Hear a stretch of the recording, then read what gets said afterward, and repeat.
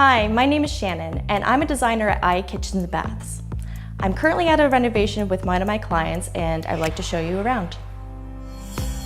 The reason why that my clients decided to do a renovation is because they were living in a 50-year-old home with the existing kitchen, and it wasn't really up to their taste, so what they decided to do was go for a more modern, clean, and open design. Originally, my client wanted to do a lot of contrast in this kitchen, so they were looking at a darker style base cabinet as well as a lighter style door, but they thought it might be too dark for this kitchen. They wanted to bring as much natural light as possible, so they ended up going with the Bowery Yellow as well as the Broadway Taupe. The biggest challenge of this project was definitely the staircase bulkhead. Typically, you would see this in older homes, and the way that we were able to conceal it was hiding it behind the pantry area.